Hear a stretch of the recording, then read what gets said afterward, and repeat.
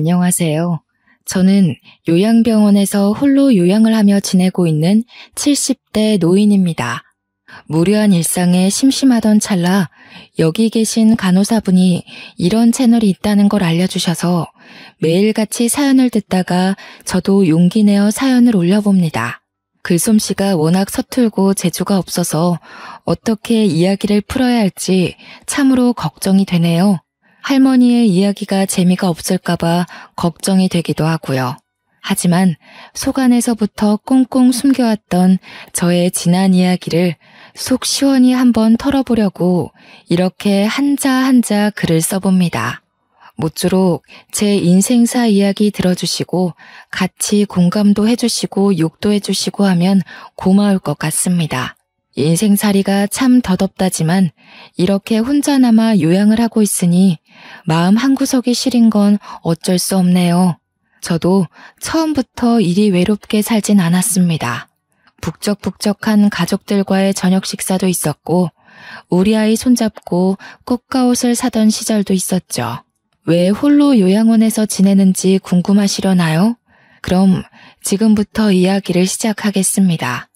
저에게는 믿기지 않으시겠지만 자식이 셋이나 있습니다. 각자 2살 터울씩인데 듬직한 아들 둘에 곱디고 온 딸 하나가 있죠. 남편이랑 얼마나 금슬이 좋았는지 대충 짐작이 가시나요?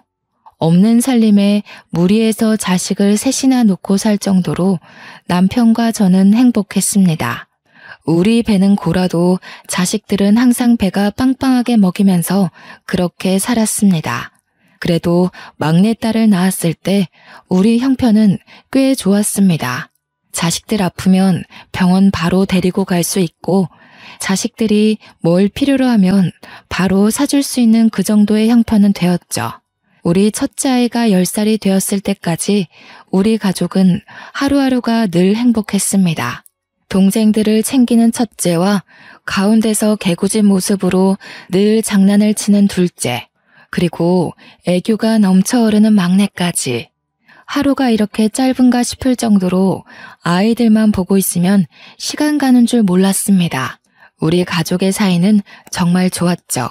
남들이 전부 인꼬 부부 사이에서 태어난 강아지 같은 놈들이라며 부러워했어요. 주말마다 웃음이 끊이지 않는 저희 집을 기웃거리는 동네 주민들까지 있었으니 말 다 했죠. 그런데 우리 가족의 행복은 평생 가지 못했습니다.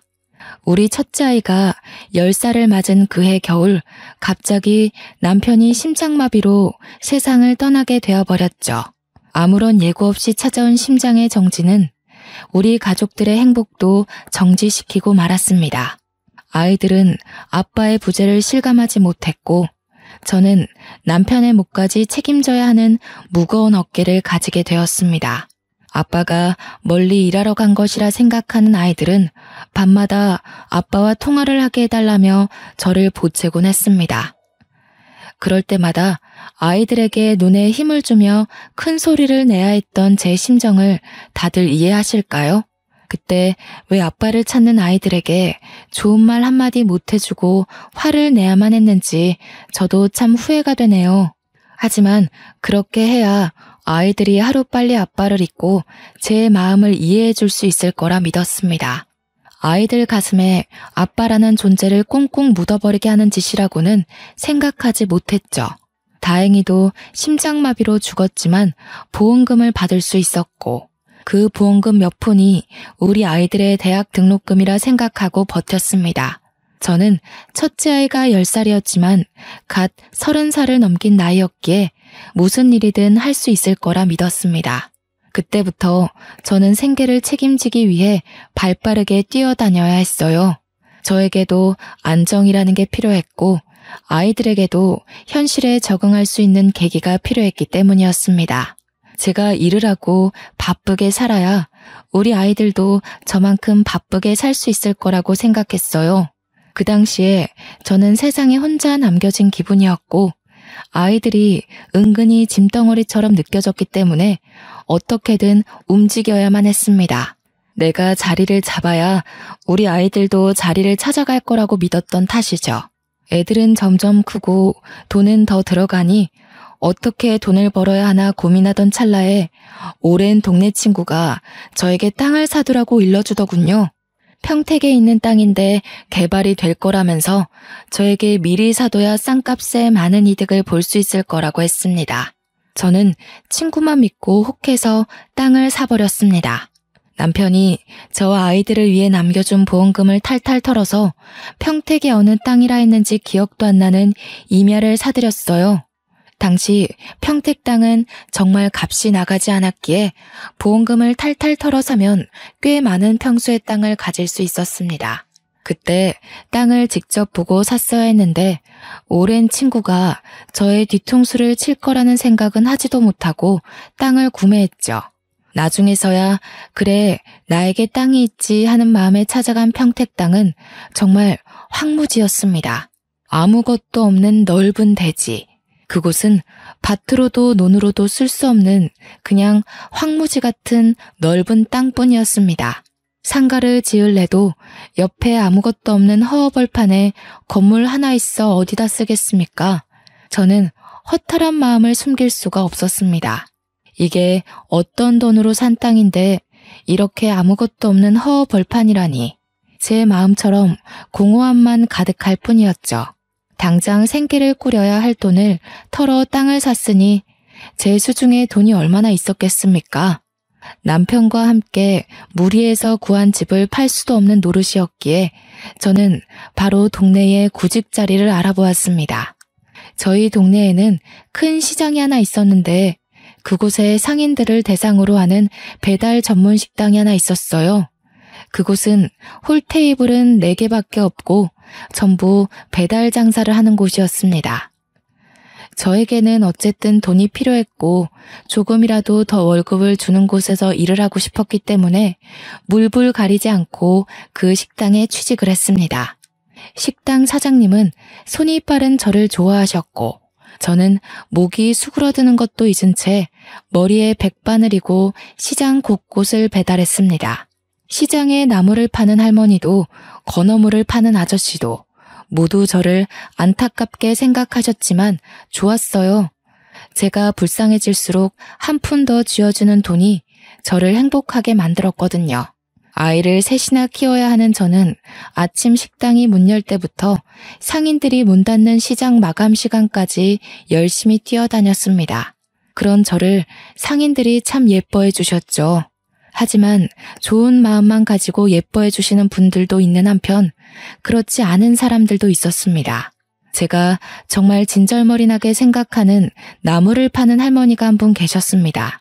그 할머니는 억척스럽게 장사를 하기로 유명하신 분이었는데 그래도 나물 하나는 기가 막히게 다듬어 파셔서 종종 사러 오는 단골 손님들이 있었죠.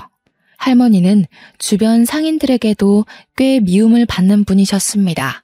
아나무인에 성질머리 더럽고 욕도 잘하고 10원 한 푼까지도 지옥 끝까지 쫓아가서 받아낸다고 유명했습니다.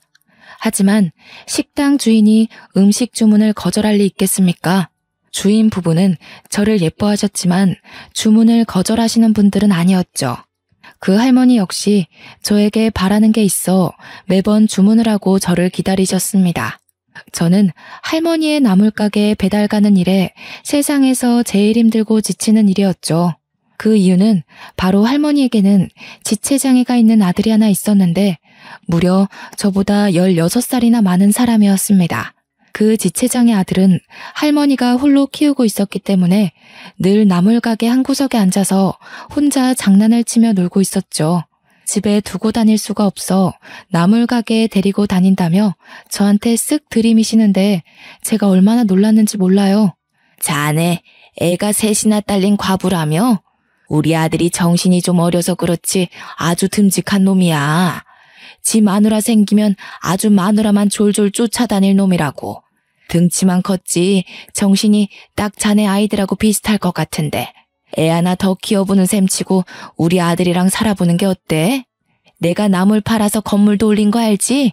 저는 너무 놀래서 아니라고 손사래를 쳤지만 나물 파시는 할머니는 그런 저에게 부끄러워하지 말라면서 자기 좋을 대로 생각하셨어요.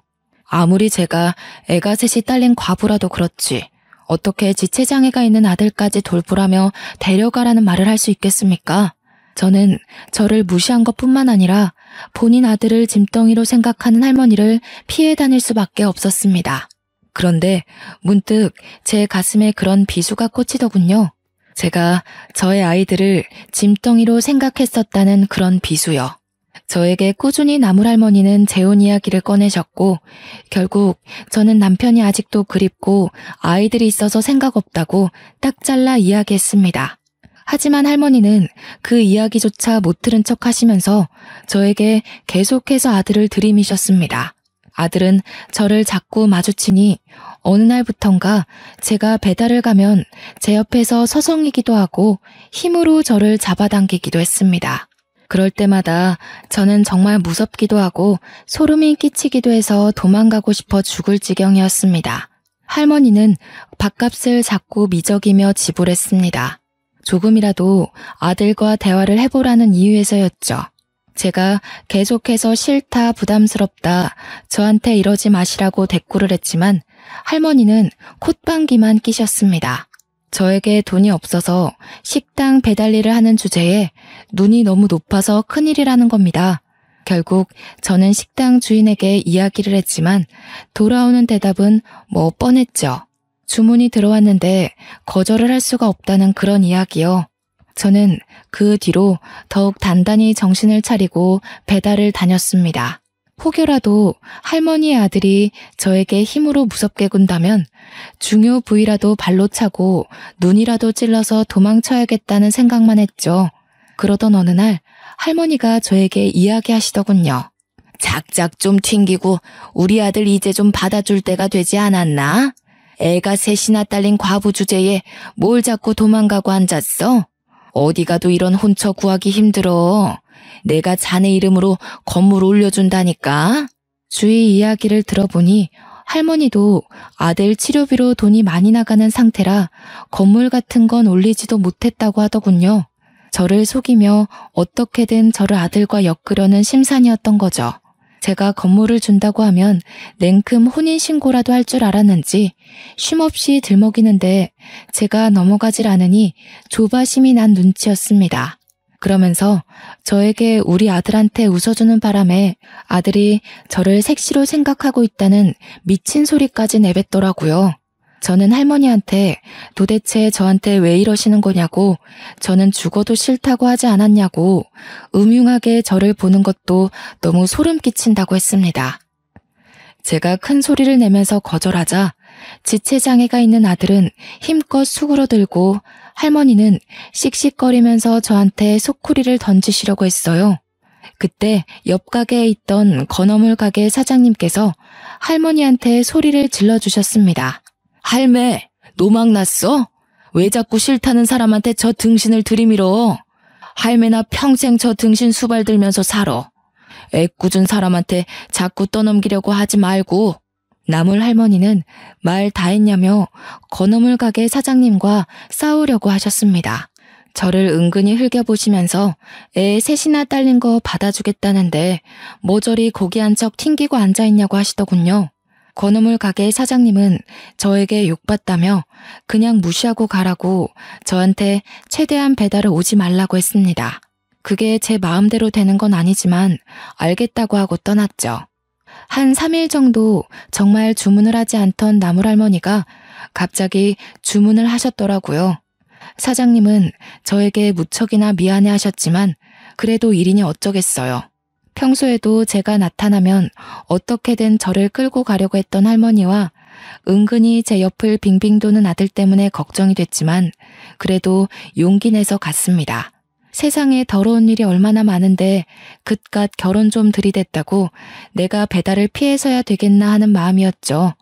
주변 상인분들도 더러 저를 도와주셨기 때문에 걱정하지 말자는 생각으로 할머니 가게에 도착을 했습니다. 할머니는 화장실을 가신 건지 소쿠리 안에 음식값이 들어있었습니다. 저는 돈만 챙기고 음식을 내려놓고 나오려고 했는데 할머니 아들이 제 옆에 불쑥 나타나더니 저를 힘으로 막 끌고 가는 것이 아니겠어요. 저는 너무 놀라서 소리도 못 지르고 잡아당겨지는 대로 질질 끌려갔습니다. 가게 문 일부가 셔터에 내려가 있었는데 그 안쪽으로 저를 확 밀어넣는 겁니다. 그때서야 저는 정말 두려움을 느끼게 되었습니다. 이곳에서 무슨 일이 일어나도 셔터 안쪽 어두운 공간이라 보이지도 않겠다 싶었거든요. 순간 할머니가 일부러 화장실을 간다고 자리를 비운 건가 싶기도 했습니다. 아들이 힘으로 저를 어떻게든 해보려고 하면 할머니가 그 꼴을 보고 당장 결혼해라, 우리 아들을 깨어냈다 할 것 같았거든요. 저는 필사적으로 아들을 발로 차며 소리를 질렀습니다. 셔터 안쪽에서 소리를 치니 바깥에는 잘 들리지 않는 것 같더라고요. 저는 목이 쉬어라 계속해서 소리를 쳤습니다. 제발 살려주세요, 도와주세요 하면서 말이죠. 나중에는 눈물까지 나더라고요. 힘이 어찌나 센지 저한테 아무 말도 않고 죽죽 힘만 써대는데 정말 도망다니고 발버둥 치는 것도 한계가 있다는 걸 알았습니다. 옆에 있던 건어물 가게 사장님이 가게 안쪽이 소란스럽자 무슨 일 있나 싶어서 오셨다가 제가 소리치는 걸 듣고 아들의 뒤통수를 때려주셨어요. 깜짝 놀란 할머니 아들이 건어물 가게 사장님을 째려보자 사장님이 근처 상인들 다 들으라고 큰 소리를 쳤습니다. 어디 지네 엄마한테 못된 것만 쳐 배워가지고 이따위 짓을 하냐면서 동네 사람들 다 이 집 피해 다니라고 고래고래 소리를 치셨어요. 그러자 음식을 시켜놓고 나타나지도 않던 나물할머니가 헐레벌떡 뛰쳐나오더니 아니 무슨 그런 소리를 하고 다니냐고 건어물 가게 사장님이랑 싸우더라고요. 저는 그때 확신했습니다. 나물할머니가 이 모든 일을 꾸며놓고 일부러 나타나지 않았다는 것을 말이죠. 저는 서러움에 엉엉 울면서 가게에 돌아왔고 제가 배달을 가서 돌아오지 않으니 걱정하셨던 사장님 부부는 제 꼴을 보고 깜짝 놀라셨습니다. 그러더니 저한테 미안하다고 진심으로 사과를 하시며 배달일에서 빼주시고 저를 주방으로 돌려주셨습니다. 다행히 인원을 더 뽑으려고 했었다면서 주방에서 일을 해주는 게 좋겠다고 했어요. 며칠 뒤에 나물 할머니가 가게까지 찾아와서 일을 어찌 이리 크게 만드냐고 그냥 우리 아들이랑 결혼하면 됐잖아 라며 적반하장으로 굴었습니다. 가게 사장님은 할머니에게 소금을 뿌리면서 노망난 할매 주문 안 받아줄 거라면서 아들을 보호소에 보내던지 하라고 소리치셨죠. 나물할머니는 끝까지 지체장애가 있는 아들을 받아주지 않은 제 탓을 하셨지만 주변 상인들은 모두 제 편을 들어주셨습니다. 그 뒤로 주방에서 저는 음식을 만들기 시작했습니다. 처음에는 외워야 할 레시피가 너무 많아서 힘들었지만 적응되니 안 보고도 술술 만들어낼 수 있겠더라고요. 식당 일이 끝나면 항상 남은 반찬들을 싸주시는 사장님 부부 덕에 애들 먹일 반찬과 밥을 넉넉히 챙길 수 있었습니다. 아이 셋을 키우느라 힘들지 하시면서 간혹 고기도 몰래 내어주실 때는 정말 제가 인복이 있는 사람이구나 하는 걸 느낄 수 있었죠. 배려도 얼마나 많이 해주시는지 아이들의 소풍날이나 운동회 날에도 제가 아이들 도시락을 쌀 수 있도록 가게 주방을 내어주시는 분들이셨습니다. 제 아이들이 가게에 놀러오면 손에 꼭 1,000원이라도 쥐어주시던 사장님 부부셨어요. 우리 애들 정말 배 한 번 골아본 적 없이 든든하게 채워가면서 공부시켰습니다. 물론 과외나 학원 같은 데는 못 보내봤지만 애들이 알아서 스스로 공부를 잘해주었습니다. 다들 자식 농사 잘 지었다고 어찌 저리 똑똑하냐고 비법이 뭐냐고 물어볼 정도였어요. 우리 남편 닮았으니 똑똑하죠. 하고 대꾸하면 아직도 남편 타령이냐고 핀잔을 주시는 분들도 있었지만 대부분 저를 참 안타까워하면서도 대견하게 봐주셨어요. 시간이 흐르고 흘러도 저는 항상 제자리를 지키며 음식을 만들었습니다. 적어도 우리 막내가 20살이 될 때까지만이라도 일을 해야 밥을 마음껏 먹일 수 있을 텐데 하는 마음에서 버텨냈어요. 손에 화상을 입고 식당 일을 한다며 무시당하고 술 취한 취객이며 상인들이며 모두 저를 힘들게 할 때에도 저는 아이들을 생각하며 버텼습니다. 아침에 아이들 셋이서 알아서 양치질을 하고 옷을 꺼내 입고 가방을 챙겨서 학교를 다녀오고 집에 돌아와 시간을 보내며 공부하고 저녁밥은 아침에 나오기 전에 차려둔 차갑게 식은 그 밥을 아무런 불평 없이 먹고, 제가 퇴근해서 돌아오면 그제서야 씻고 자는 우리 아이들. 너무 일찌감치 세상을 알아버린 탓에 철이 들어버린 아이들을 생각하면서 눈물도 꾹 참아내며 버텼습니다. 저는 그래야만 했어요. 남편을 일찍 보냈다는 이유로 그렇게 버텨야만 했습니다. 저는 그렇게 둘째 아이가 고등학교 3학년이 될 때까지 10년을 식당에서 일을 했습니다. 아이들이 중고등학생이 되니 정말 힘이 들긴 했습니다. 사춘기가 심하게 온 아이들은 엄마가 해준 게 뭐냐는 이야기를 서슴없이 내뱉기도 했고, 저에게 돈이나 내놓으라며 날강도 짓을 하기도 했습니다. 한창 사랑이 필요한 시기에 제가 돈을 번다는 이유로 바빴으니 아이들이 저에게 낯을 가려도 할 말이 없는 수준이었죠. 저는 그런 아이들에게 회초리도 들어보고 사탕 발린 말로 달래보기도 했지만 사실 쉽지 않더군요. 점점 커진 아들 둘은 저에게 대면대면하게 굴었고, 막내딸은 저에게 살갑게 하고 싶어 했지만 머뭇거리더군요. 그래도 저는 아이들을 키워내기 위해 어쩔 수 없는 선택이었다고 저 스스로를 변호할 수밖에 없었죠. 둘째 아이의 수능이 가까워진 어느 날 저는 식당을 인수받게 되었습니다. 사장님 부부는 식당 일 하면서 돈 많이 벌었다고 저에게 이 자리 이 가격으로 주기 쉽지 않다고 하셨어요. 제가 일하면서도 매출을 확인했을 때 정말 장사가 잘 됨을 느끼기도 했고, 사장님이 이제 외국 가서 자식들이랑 살 거라고 정리하는 걸 보니 저도 혹했습니다. 그래서 참 우리 아들의 대학 등록금 모아두었던 적금을 깨서 식당을 인수했습니다. 어차피 돈이야 벌면 된다고 생각했던 거죠. 첫째 아들은 바로 군대에 가버렸습니다. 제가 식당 인수받느라 돈을 썼기 때문에 군대에 가서 돈이라도 모아오겠다는 말을 남기고 떠났습니다. 홀로 논산훈련소에 도착했다며 저에게 전화가 왔을 때는 정말 가슴이 미어지는 기분이 들었죠. 아들은 덤덤했습니다. 저에게 돈 많이 벌어두라며 군대에서 착실하게 모아오겠다며 대한민국 남자들은 누구나 가는 거라고 오히려 저를 안심시키더군요. 그러면서 저에게 그동안 말도 안 듣고 엇나가서 죄송하다고 했습니다. 저에게 대면대면했던 아들들이지만 그래도 공부 하나는 착실하게 했던 놈들이라 저는 그런 마음 갖지 말라고 했어요. 우리 아들과 딸 어디에 내놔도 자랑스럽고 든든하다고요. 첫째 아들이 대학 등록금이 부담스러워 군대에 떠나고 둘째 아들도 대학에 합격했습니다.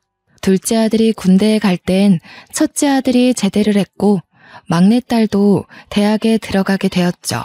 모두들 서울에 있는 학교에 철썩 붙어버린 덕에 자취 비용이 따로 들지 않았고 장학금도 근근히 챙겨와 부담되지 않았습니다. 무엇보다도 제가 인수한 식당은 여전히 잘 되고 있었고 저는 돈 걱정 없이 성인이 된 아이들을 지원할 수 있게 되었죠. 저는 장사를 하며 현금을 쓸어 모으기 시작했습니다. 왜냐하면 시장 특성상 현금으로 거래를 했기 때문입니다. 다들 주머니에서 현금을 꺼내 밥값을 결제해 주신 덕분에 제 통장 잔고도 점차 늘어났죠. 첫째 아들은 대학을 졸업하고 공무원 시험을 봐서 합격을 했고 둘째 아이도 대학 졸업을 마친 상태였습니다. 막내 또한 졸업을 앞두고 취업 준비를 하고 있었죠. 우리 가족에게는 어느 정도 여유가 생겼고 다시 화목해질 일만 남았다고 생각했습니다. 그런데 첫째 아들이 어느 날부턴가 저와 말을 섞지 않기 시작했습니다. 저는 다시 사춘기 시절의 기억이 떠올라 조금 아들이 무서워지기 시작했죠. 저에게 엄마가 해준 게 뭐가 있냐며 대들던 그 모습이 자꾸 떠올랐어요. 제가 눈치를 보기 시작하고 얼마 지나지 않아서 첫째 아들이 술에 취해 집으로 오는 날이 많아졌습니다. 공무원 일을 하면서 뭔가 힘든 게 있나 싶으면서도 아들은 저에게 속내를 털어놓지 않으니 자꾸만 신경이 쓰이곤 했습니다. 그렇게 날이 선 시간을 보내던 어느 날 국세청 세무조사가 나오더니 저에게 어마어마한 벌금과 세금을 물리더라고요. 이유인즉슨 시장 특성상 현금 거래가 잦은데 제가 현금 영수증을 끊어준 적 없이 돈을 모두 가로챘다는 이유였습니다. 제가 세금을 내지 않았기 때문에 탈세를 했다는 이유였어요. 저는 단지 무식해서 몰랐던 것뿐인데 그걸 해야 된다는 걸 놓친 것뿐인데 저에게 벌금과 세금을 물리니 억울했습니다. 앞으로는 꼬박꼬박 할게요 라고 몇 번이고 용서를 구했지만 나란 일 하는 사람들이 호락호락하지 않더군요. 이전 사장님도 저와 똑같이 장사를 했는데 왜 저한테만 이러는지 이해를 할 수 없었지만 제가 잘못한 거라고 하니 참았습니다. 그런데 일이 거기서 끝이 아니었어요. 탈세는 제가 했는데 우리 첫째 아들에게도 꼬리표가 따라붙기 시작한 것이었습니다. 제가 탈세 혐의를 받자 세금 업무를 보던 아들은 근무하던 곳에서 엄청난 압박을 받았다고 하더군요. 그러더니 결국 버티지 못하고 그 귀한 공무원 자리를 내려놓고 허구한 날 집에서 술만 처먹다가 저를 원망하며 시간을 보냈습니다. 저 때문에 근무지에서 버틸 수가 없었다면서 왜 탈세를 했냐고 울면서 저에게 이야기를 하는데 저는 할 수 있는 말이 없었습니다. 제가 할 수 있는 일이란 아들에게 매일 아침 술값을 쥐어주고 출근하는 것뿐이었어요. 아들은 저에게 탈세한 더러운 돈이라고 하면서도 그 술값을 챙겨 술을 마셨습니다. 첫째 아들이 망가져가는 사이 둘째 아들은 중소기업에 취직해서 착실한 하루를 보냈고 막내딸은 백화점에 취직했습니다. 각자 자리에서 열심히 일을 하는 동안에도 첫째는 자긴 결혼도 못할 거라면서 술에 취해 살다가 간암에 걸리고 말았습니다. 술을 그렇게 마셔댔으니 당연히 몸이 성치 않을 것이라 생각을 하면서도 아들을 살피지 못한 제가 죄인이었죠. 일이 바쁘다는 이유로 술만 먹는 아들에게 잔소리 한번 못한 저는 간암이라는 아들의 말에 오열을 할 수밖에 없었습니다. 그때도 아들은 제 탓을 하더라고요. 엄마가 술값을 쥐어주지만 않았어도 이렇게 술을 먹지 않았을 거라고요. 나이 30살에 간암이라 하니 저는 정말 하늘이 무너지는 기분이었습니다. 우리 아들 나이에 저는 과부가 되었는데 우리 아들은 나이 30살에 간암에 걸리는구나. 이게 무슨 개떡 같은 운명인가 하면서요. 저는 현실을 잊고 싶어 더욱 식당 일에 매달렸습니다. 그럴수록 우리 아들은 말라갔고 죽어갔습니다. 결국 투병 생활을 하느라 저는 모아두었던 모든 돈을 꺼내어 최고의 의료진에게 치료를 받을 수 있도록 노력했습니다. 하지만 아들은 이미 자기 인생을 비관하기 시작했고 살 이유가 없다면서 하나둘 손에서 모든 걸 놓았습니다. 살아내려는 의지가 없으니 당연히 병마와의 싸움에서 지고 말았습니다. 투병 2년 만에 우리 아들은 아버지가 있는 하늘나라로 떠나버렸죠. 저는 큰아들을 그렇게 보내고 하염없이 울었습니다. 하늘은 뭐가 그리 급해서 우리 아들 한창 나이에 데려가느냐고. 내가 이렇게 고생고생하며 하루를 버티고 사는데 어찌 이런 시련을 주시냐고 원망을 했죠. 하지만 시간은 또 흐르더군요. 첫째 아들이 그렇게 허망하게 세상을 떠났지만 그래도 뱅뱅 도는 시계는 여전히 움직이고 있었습니다.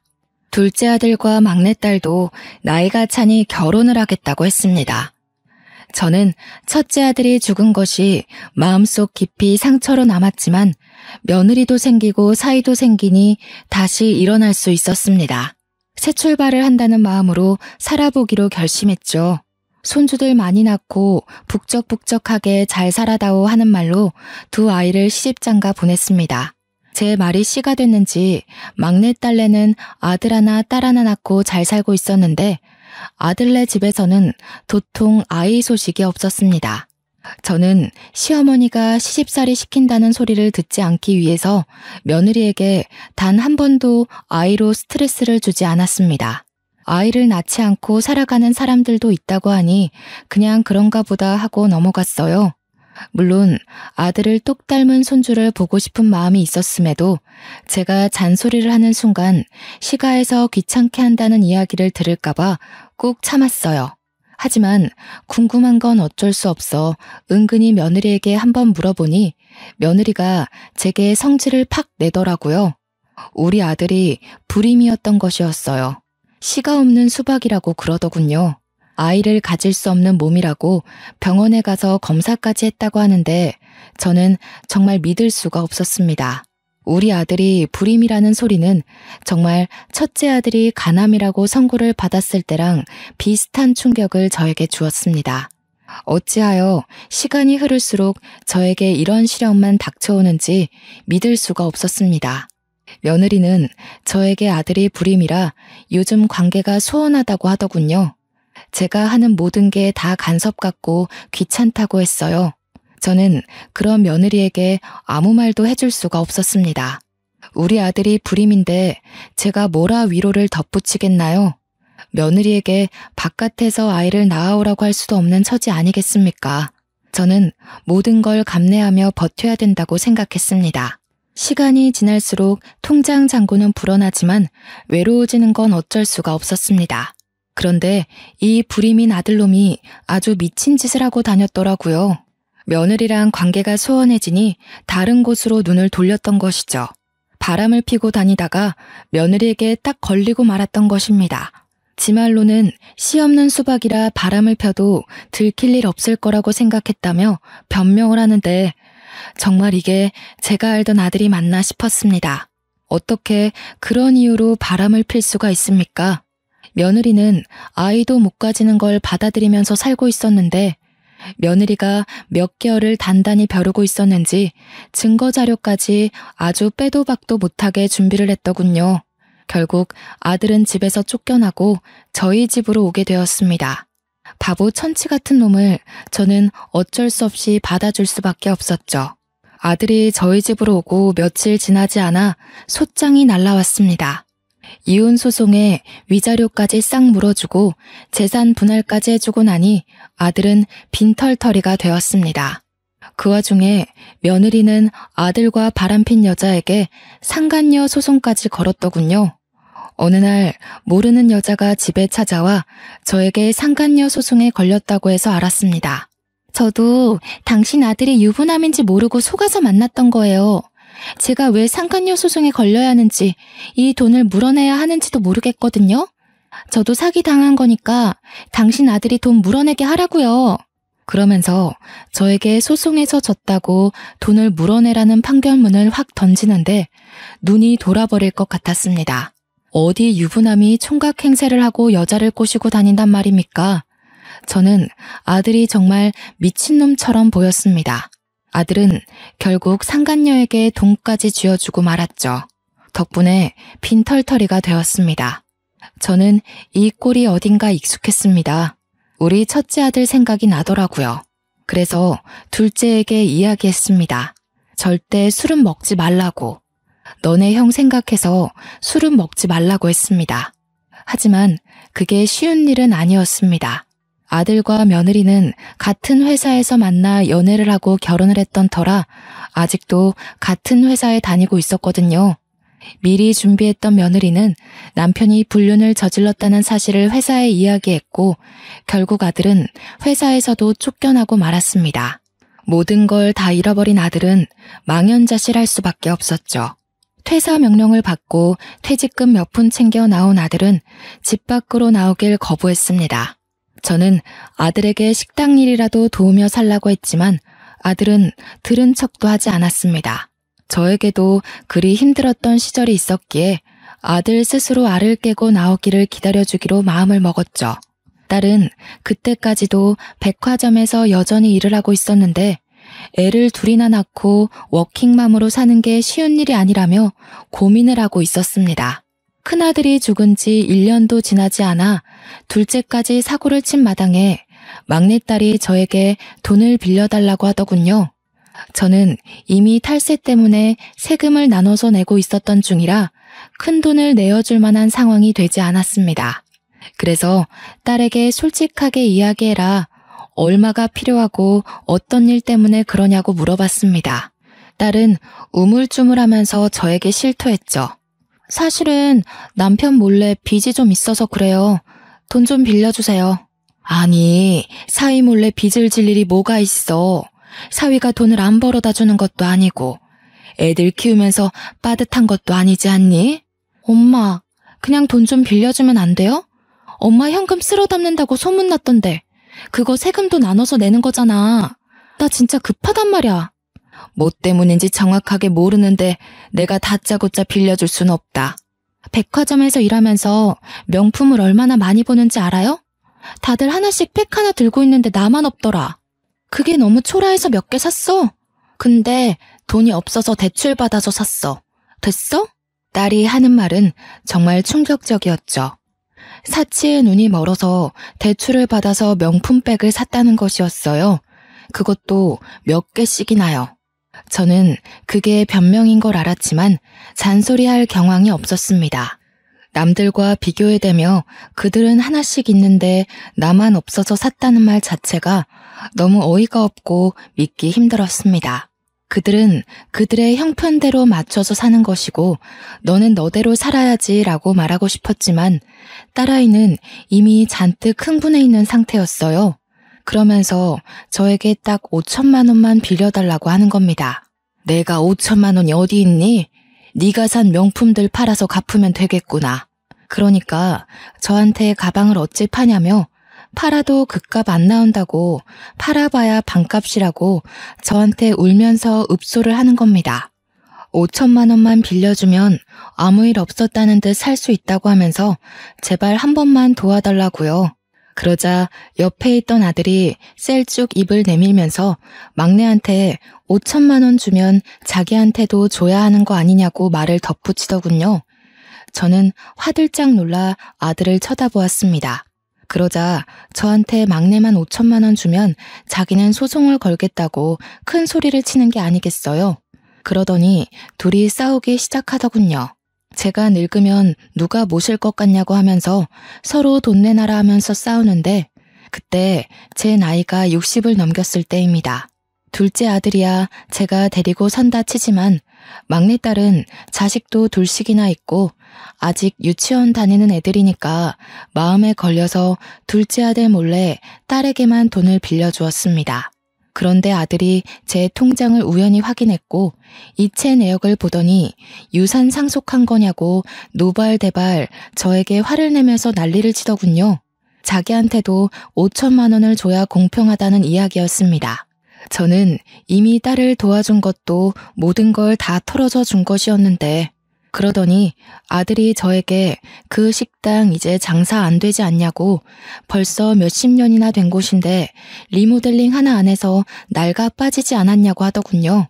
요즘 전통시장이 얼마나 발전하고 있는데 아직도 그런 한밭집을 운영하고 있냐 하는데 아들 말이 틀린 게 하나 없더라고요.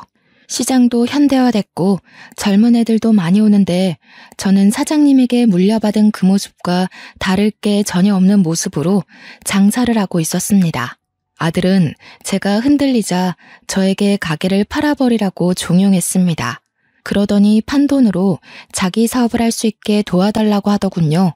저는 고민하던 와중에 그 자리를 탐내는 사람을 알게 되었고 권리금까지 두둑하게 챙겨서 가게를 정리했습니다.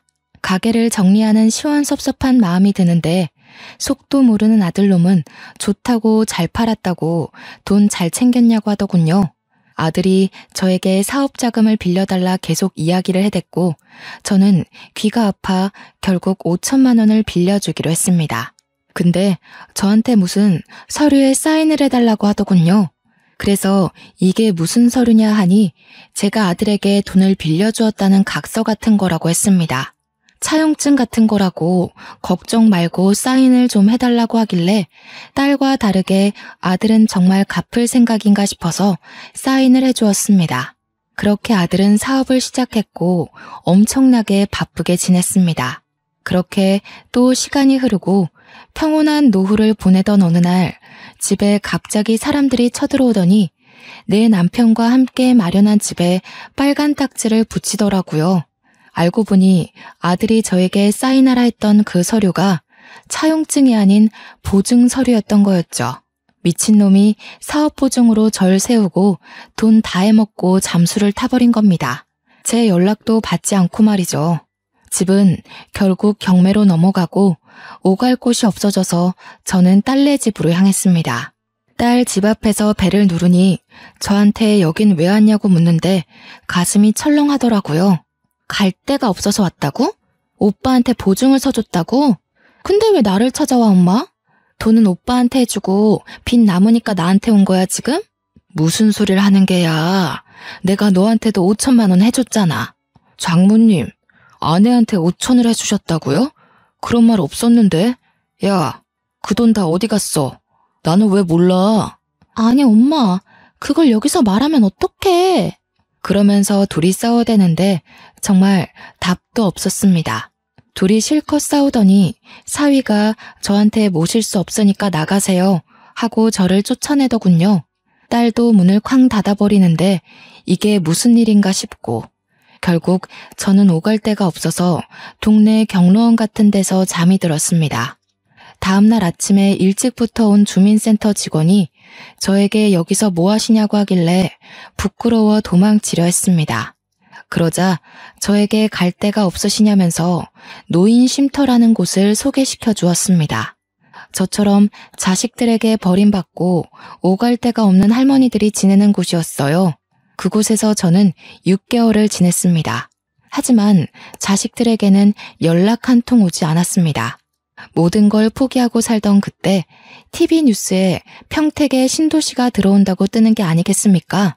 땅값이 어마어마하게 올랐다고 앵커가 떠들어대는데 제 귀에 들려오는 건 10배 이상의 차익뿐이더군요. 저는 바로 평택으로 가서 부동산을 죄다 뒤졌습니다. 제 땅이 딱 신도시 아파트가 들어오는 알박기 자리라고 시세보다도 더 많이 받을 수 있다고 하더군요. 저는 바로 큰 건설업체 대표와 미팅을 하게 되었고 엄청 비싸게 그 땅을 팔아치울 수 있었습니다.